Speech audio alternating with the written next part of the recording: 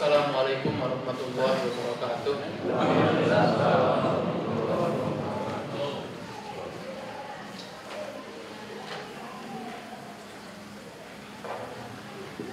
A'udzubillahi minasyaitonirrajim. Bismillahirrahmanirrahim. Ar-Rahmanirrahim. Qahirul jabbarin wal mutakabbirin, nasirul madzumin wal mustaqafin. Assalatu wassalamu ala asyrafil anbiya'i wal mursalin, habibina wa syafi'ina Muhammad bin Abdullah sallallahu alaihi wa alihi wasallam, wa ala ahli baiti thayyibin at-tahirin wa ala alihi mayamin wa sahbihi bisin. Qala Allah ta'ala fil kitabil aziz, qad aflaha man kazzabat samud bi tawwaha izin ba'sy ashqaha. Pada malam ini, malam 21 Ramadan, yakni malam syahidnya Imam Amirul Mukminin Al-Imam Ali bin Abi Thalib alaihi salam.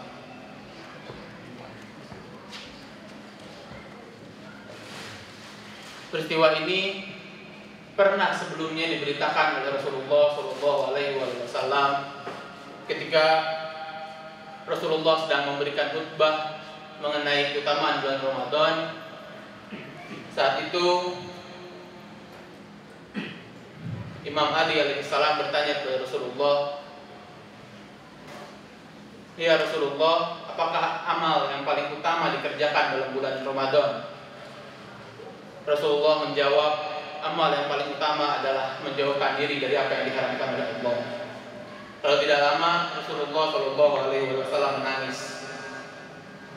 Dan ketika Rasulullah menangis, Imam alaihissalam bertanya kepada Rasulullah, "Wahai Rasulullah, apa yang menyebabkanmu menangis?"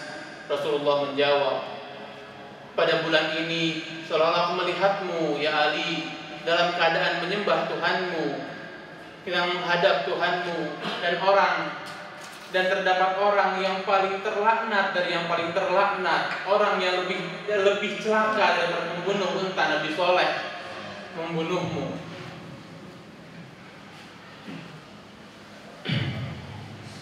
Oleh karena itu, marilah kita semua sama-sama membayangkan bahwa hati kita pada malam ini ke kota Kufah tahun 40 Hijriah. Di malam hari pada tanggal 19 Ramadan, kondisi malam, rumah-rumah telah menyiapkan buka puasa. Begitu pula satu rumah di dekat masjid kota Kufah, yakni rumah Ummu Kulsum, putri dari sang khalifah Al-Imam Ali bin Abi Thalib alaihi salam. Imam Ali bin Abi Thalib alaihi salam sedang berbuka di rumah putrinya, yaitu Ummu Kulsum. Saat itu Ummu Kulsum alaihi salam menyiapkan makanan untuk ayahnya berbuka puasa, menyiapkan satu piring roti, satu gelas susu, dan satu piring kecil yang berisi garam. Saat hendak memakannya, Imam Ali bin Abi Thalib alaihissalam berkata, "Wahai putriku, sejak kapan engkau melihatku memakan lebih dari 2 piring? Maka singkirkanlah salah satu." Ummu Kulsum tersenyum dan hendak mengambil garam. Imam alaihissalam berkata, "Biarkan garamnya, ambil susunya." Selesai berbuka puasa, Imam alaihissalam sekali-kali melihat ke bulan, ke langit, dan berkata, "Inilah waktu yang dijanjikan, inilah waktu yang dijanjikan." Dan pada malam itu Imam alaihissalam menghabiskan waktunya dengan beribadah yang tidak seperti malam-malam sebelumnya, malam-malam lainnya.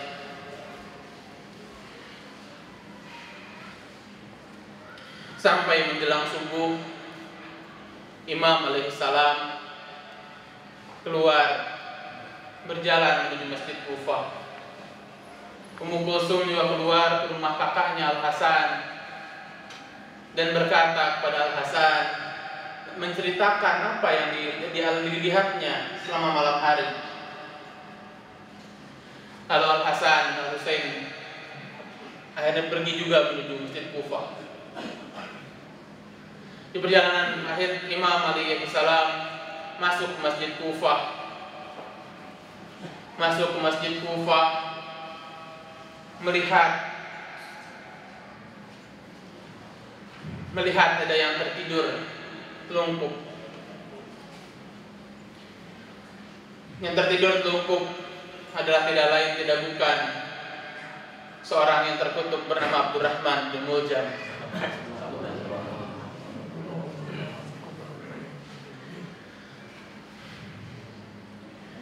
Imam alaihissalam membangunkannya dan berkata, janganlah engkau tidur dalam keadaan terlungkup, karena itu adalah tidurnya setan. Lalu Imam alaihissalam naik ke tempat azan, dan Imam pun mengumandangkan azan dengan suara yang sangat indah, sampai-sampai daun-daun pun berhenti berjatuhan, dan para burung pun berhenti berkicauan, karena mereka tahu seindah-indahnya mereka berkicauan tidak akan menyaingi keindahan suara Amirul Mukminin yang hendak berazan, yang ketika berazan. Selesai mengumandangkan azan, Imam alaihissalam turun, lalu naik ke mihrab untuk memulai sholat berjamaah.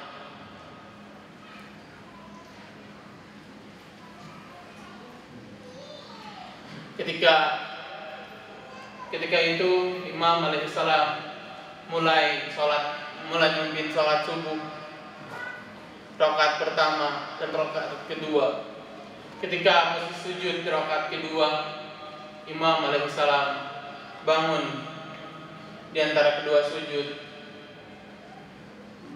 Dan ketika itu Ibnu Muljam telah menyiapkan pedangnya, pedang beracun, yang ketika Imam bangun dari 4 sujud, dia menebaskan pedang beracun itu kepada kepala suci Imam alaihissalam.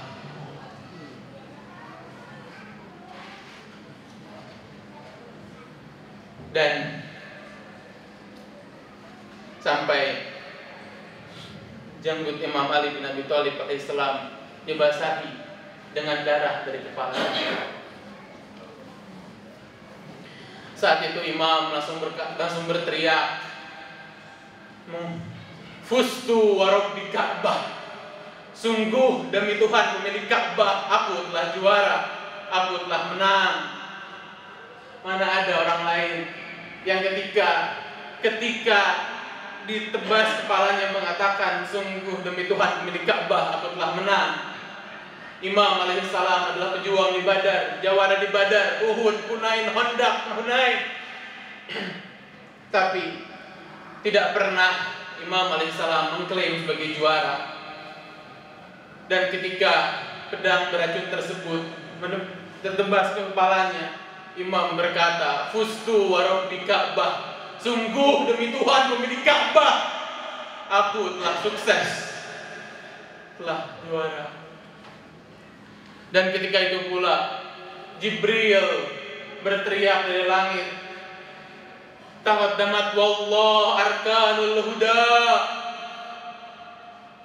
Sungguh demi Allah, pilar-pilar petunjuk telah runtuh. Kutila Ali al-Murtadha, dan telah terbunuh Ali al-Murtadha.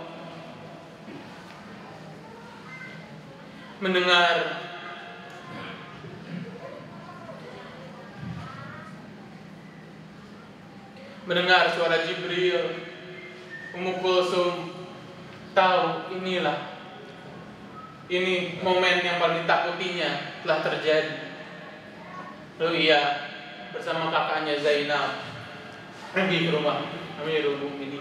Sementara itu di masjid, Ibnu Muljam kabur, dan Imam Hasan, Imam Husain datang. Imam Hasan Imam Hasan alaihissalam menahan tubuh ayahnya, dan Imam Husain alaihissalam memegang kepala ayahnya.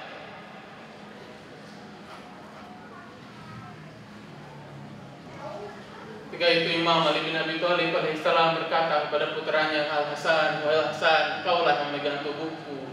"Iya, aku yang memegang tubuhmu, wahai ayahku." "Wahai Hasan, kelak umat ini akan mengkhianatimu dan meracunimu." "Wahai Husain, engkaulah yang memegang kepalaku. Engkaulah yang memegang kepalaku." "Ya, wahai ayahku." Imam menjawab, Imam Husain alaihissalam menjawab. Imam Ali bin Abi Thalib alaihissalam berkata, "Sekarang kau memegang kepalaku, lalu siapa kelak yang akan memegang kepalamu, wahai Husain?"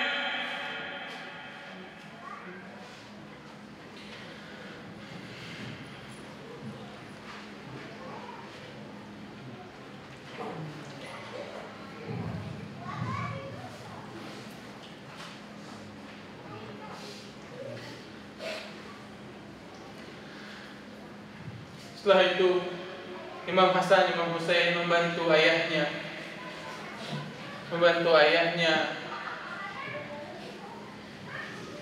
berjalan yang terpapit karena kesakitan dan racun yang mulai menjalar ke tubuhnya. Saat hendak keluar masjid, Imam Ali bin Abi Thalib alaihissalam berkata kepada Imam Hasan dan Imam Husain, "Wahai putraku, tegakkanlah aku.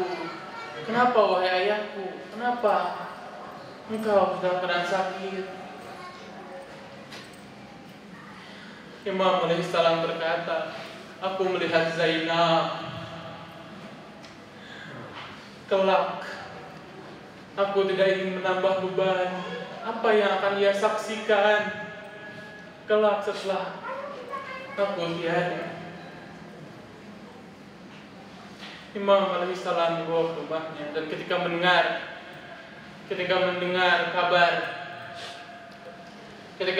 bahwa Ibnu Muljam telah ditangkap, Imam Ali bin Abi Thalib alaihissalam berkata kepada putranya Al Hasan, "Wahai putraku, longgarkanlah ikatannya, karena tidak ada seorang pun yang bisa. Longgarkanlah ikatannya, jangan sampai ia merasa tersiksa. Janganlah engkau menyiksanya. Berilah ia minum, karena semua makhluk berhak mendapatkan air.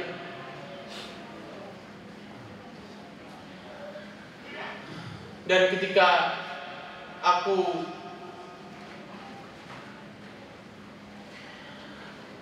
kalau aku syahid dari peristiwa ini, maka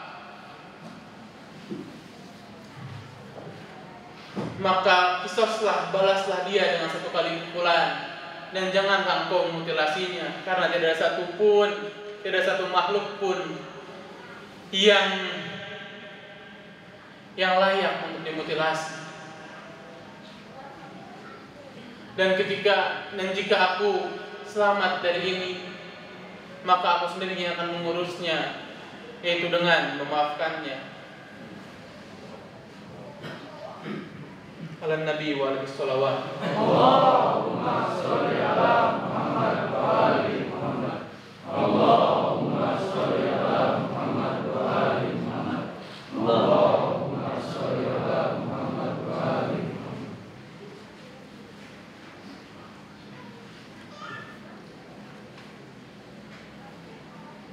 Imam alaihissalam mengumpulkan putra-putrinya, memulai berwasiat kepada mereka. Ketika Imam alaihissalam melihat Al Hasan menangis, Imam berkata, "Janganlah engkau menangis. Begitu pula kepada Al-Husain. Tapi ketika Zainab Kulsum menangis, Imam alaihissalam tidak sanggup untuk mengatakan janganlah menangis kepada mereka. Lalu bagaimana dengan tangisan Zainab ketika di padang Karbala?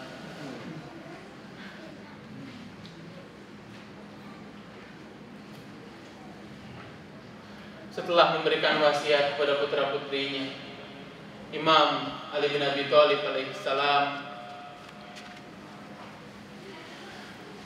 menghembuskan nafasnya yang terakhir, dan setelah sebelumnya mewasiatkan imamah kepada putranya Al-Hasan. Imam alaihissalam menghembuskan nafasnya yang terakhir dan dikuburkan dalam keadaan rahasia di kota Najaf. Dikuburkan pada waktu malam hari di kota Najaf, di makam yang sebelumnya telah digali oleh Nabi Nuh dan Nabi Nuh alaihissalam. Itulah kisah terakhir kehidupan Imam Ali bin Abi Thalib alaihissalam, seorang yang tidak mengizinkan bahkan makhluk paling terkutuk dari yang terkutuk untuk kehausan.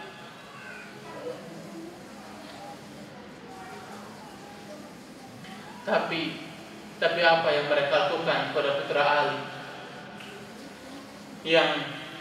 yang disembelih di sungai Furat dalam keadaan kehausan? Inna lillahi wa inna ilaihi raji'un.